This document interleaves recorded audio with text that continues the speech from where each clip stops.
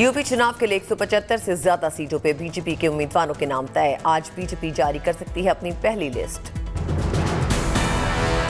UP चुनाव को लेकर बड़ा फैसला ले सकती है बीजेपी। सूत्रों के मुताबिक अयोध्या से चुनाव लड़ सकते हैं सीएम योगी आदित्यनाथ।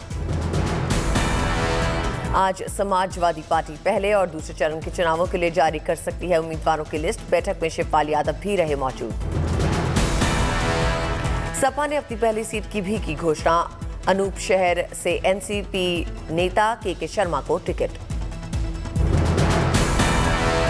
अखिलेश यादव ने पार्टी ऑफिस में सभी गठबंधन वाले दलों के साथ की बैठक। सीट बंटवारे को लेकर हुई बातचीत। चुनाव से पहले यूपी में जारी है सियासी भागम भाग। बीजेपी में शामिल हुए मुलायम सिंह के समधी हरिओम यादव। लेकिन समाजवादी पार्टी अब चापलूस लोगों के घेरे में घिर गई है और जिस पार्टी को प्रोफेसर रामगोपाल जैसे लोग चलाएंगे तो वो पार्टी रामगोपाल जी समाजवादी पार्टी को भी खत्म कर देंगे और माननीय अखिलेश यादव जी को कमजोर कर देंगे।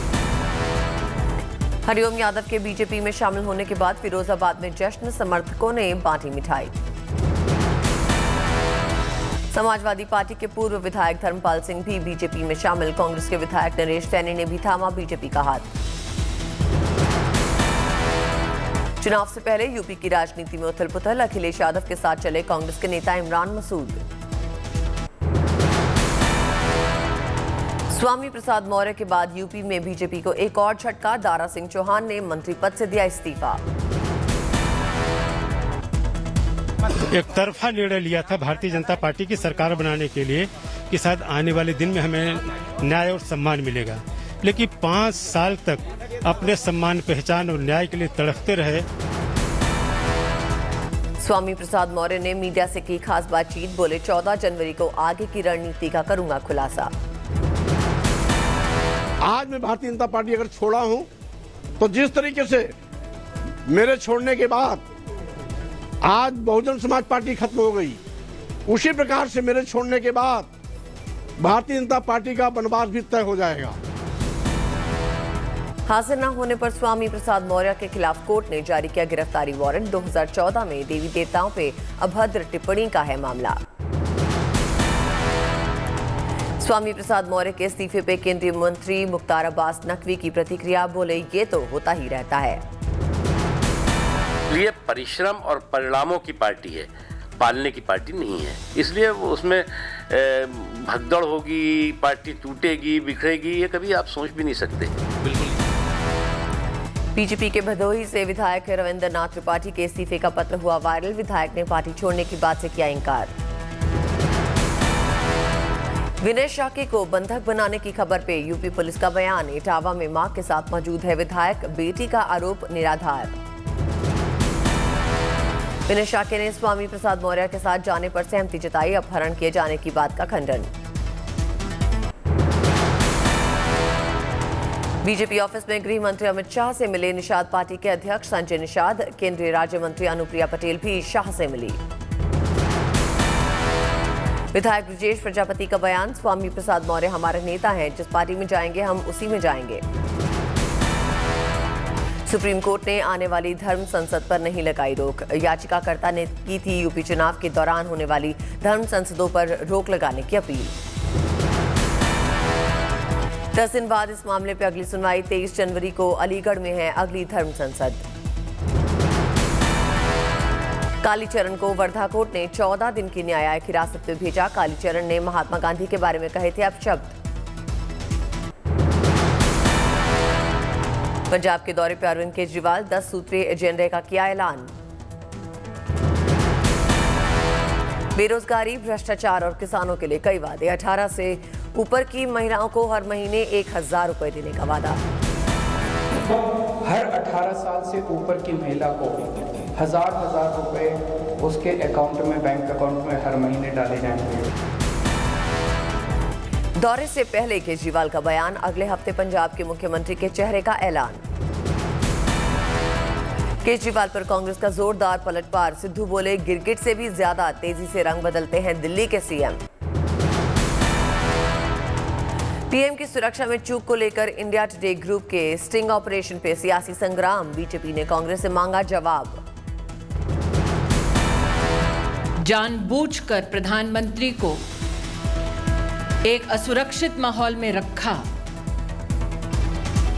ये न सिर्फ निंदनीय है बल्कि दंडनीय भी। बीजेपी के सवालों पे कांग्रेस का पलटवार। नवजोत सिंह सिद्धू बोले, नहीं हुई प्रधानमंत्री की सुरक्षा में कोई भी चूक। प्रधानमंत्री 5 मिनट क्या रुके कि बवाल हो गया? 20 मिनट रुके थे। 20 मिनट हो जाए, 20 मिनट और 1.5 साल में फर्क नहीं। मोहतरमा, मुझे समझाए ना। मध्य प्रदेश के सीएम ने इंडिया टुडे ग्रुप के स्टिंग ऑपरेशन पर दिया धन्यवाद। बोले, हम जो कह रहे थे वो सही साबित हुआ। स्टिंग ऑपरेशन के बाद योगी आदित्यनाथ का कांग्रेस पे वार। बोले, सामने आ गई पूरी साजिश। पीएम की सुरक्षा में जांच के लिए सुप्रीम कोर्ट ने बनाई 5 सदस्यीय committee. Retired justice Indu Malhotra रहेंगी समिति के अध्यक्ष।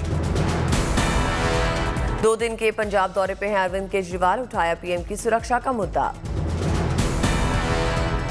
अंतरिक्ष विभाग के सचिव एस सोमनाथ अंतरिक्ष आयोग के अध्यक्ष हुए नियुक्त। भारत सरकार ने जारी किया पत्र।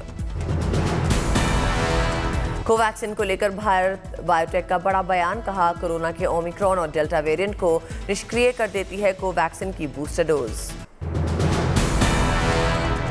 दिल्ली में सुपर स्पीड में कोरोना का संक्रमण। पिछले 24 घंटे में सामने आए 27,561 नए मामले। दिल्ली में पिछले 24 घंटे में कोरोना से 40 लोगों की मौत। 26% के पार पहुंची संक्रमण दर। दिल्ली में 2-3 दिनों में कम हुए केस तो हट सकती हैं पाबंदियां। सूबे के स्वास्थ्य मंत्री सत्येंद्र जैन ने दिए संकेत। 3-4 दिन से जो हॉस्पिटल एडमिशन्स हैं उसमें नंबर्स सेम आ रहा है, मतलब बढ़ नहीं रहा है। तो ये थोड़ी अच्छी बात है कि जो नंबर्स अब स्टेगनेंट हो गए हैं, तो लगता है कि कुछ जल्दी ही गिरावट आएगी।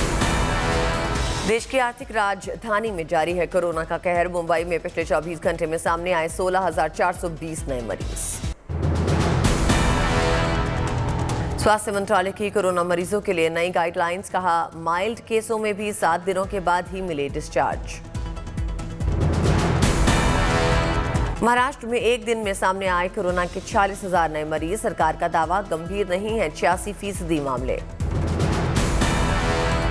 कर्नाटक में पिछले 24 घंटे में कोरोना के 21,000 से ज्यादा नए मरीज। अकेले बेंगलुरु में 15,000 नए मामले। देश में कोरोना की रफ्तार बेकाबू। 24 घंटे में सामने आए कोरोना के 1,94,000 नए मरीज। देश में 14 दिनों में ही 11 गुना बढ़ी पॉजिटिविटी दर। स्वास्थ्य मंत्रालय ने ग्लोबल ट्रेंड का किया जिक्र। Captain Amarinder Singh corona positive. Tweet पे बताया, हल्के लक्षण, खुद को किया अलग। लता मंगेशकर का मेडिकल बुलेटिन जारी। अब भी है आईसीयू में। 10-12 दिन रहेंगी निगरानी में। लता मंगेशकर का इलाज कर रहे डॉक्टर ने बताया, कोरोना के साथ निमोनिया की भी शिकायत। उत्तर प्रदेश में तेजी से बढ़े कोविड के मामले। 24 घंटे में 13,681 नए मामले दर्ज। 24 घंटे में लखनऊ में सबसे ज्यादा 2,181 मामले दर्ज। नोएडा में 1,992 और गाजियाबाद में 1,526 मामले सामने आए। देश में ओमिक्रॉन के मरीजों का आंकड़ा 4800 के पार। पहले नंबर पर महाराष्ट्र। ओमिक्रॉन के मामले में दूसरे नंबर पर राजस्थान 546 मामलों के साथ। तीसरे नंबर पर दिल्ली। प्रयागराज में माघ मेले की तैयारी जारी। 14 जनवरी से होगा स्नान। कोविड प्रोटोकॉल का करना होगा पालन। जोधपुर में कोरोना को लेकर जागरूकता की कोशिश। प्रशासन ने निकाला रूट मार्च। बारामती में कोरोना नियम टूटे। संक्रांति के मौके पे बाजार में भारी भीड़। उत्तर प्रदेश ने नाम, एक और उपलब्धि। यूपी ने बनाया कोरोना वैक्सीनेशन में नया रिकॉर्ड। यूपी में कोरोना वैक्सीनेशन के 22 करोड़ से अधिक डोज हुए पूरे। 13 करोड़ 81 लाख लोगों को दी गई पहली डोज। 8 करोड़ 17 लाख लोगों को लगी दूसरी डोज। 1 करोड़ से ज्यादा लोगों को दिया गया बूस्टर डोज। यूपी में चुनाव से पहले पुलिसकर्मियों को लग रही वैक्सीनेशन की बूस्टर डोज। फ्रंटलाइन वॉरियर्स और वोटर्स दोनों होंगे सुरक्षित। नोएडा की पुलिस लाइन में रोज 250 पुलिस वालों का हो रहा है वैक्सीनेशन। नोएडा में लगभग 6000 की संख्या में है पुलिसकर्मी। महाराष्ट्र में कोरोना मुक्त गांव के लिए सरकार की अनूठी योजना। कोरोना पे रोक लगाने वाले गांव को ग्रामीण विकास विभाग की ओर से मिलेगा 50 लाख रुपए का इनाम। राजस्थान के कोटा में मास्क नहीं लगाने पे मिल रही सीख। मास्क नहीं पहनने पर स्टूडेंट्स को देने पड़ रहे पोज। यूपी के मेरठ में आज चला जाएगा बच्चों का टीकाकरण करने के लिए मेगा वैक्सीनेशन अभियान। कई जगहों पे लगेंगे कैंप्स। हरियाणा के यमुनानगर में 7 डॉक्टर कोरोना पॉजिटिव। एक्टिव केसों की संख्या बढ़कर हुई 319। असम मेघालय सीमा विवाद पे हो सकता है बड़ा फैसला। मेघालय के 50वें स्थापना दिवस समारोह से पहले सीमा विवाद को सील करने की उम्मीद। गृह मंत्री अमित शाह कर रहे हैं प्लान तैयार। सेना प्रमुख MM नरवणे ने कहा, लद्दाख में सीमा विवाद को लेकर हो रही है बातचीत। लद्दाख में कई जगहों पर चीन के साथ विवाद। खतरे को देखते हुए बढ़ाई गई जवानों की तैनाती। सेना प्रमुख ने कहा, कई लॉन्च पैड पर बड़ी आतंकियों की संख्या। आतंक किसी कीमत पे बर्दाश्त नहीं। भारत चीन के बीच 14वें दौर की बातचीत। सीमा पे गतिरोध को सुलझाने को लेकर चर्चा। 3 महीने बाद बातचीत की टेबल पे आए भारत और चीन। कोर कमांडर स्तर के अधिकारियों की मुलाकात। गुजरात के नर्मदा जिले में बने स्टैच्यू ऑफ यूनिटी में दिखा अद्भुत नजारा। लेजर शो के जरिए पतंग को स्टैच्यू ऑफ यूनिटी पे उतारा। अहमदाबाद में मकर संक्रांति के पर्व को लेकर उत्साह। पतंग की दुकानों में लग रही है भीड़। जोधपुर के सक्षम अरोड़ा सबसे कम उम्र के टैटू आर्टिस्ट के रूप में हार्वर्ड वर्ल्ड रिकॉर्ड्स में शामिल। अंतर्राष्ट्रीय स्तर पर अपने शहर को दिलाई पहचान।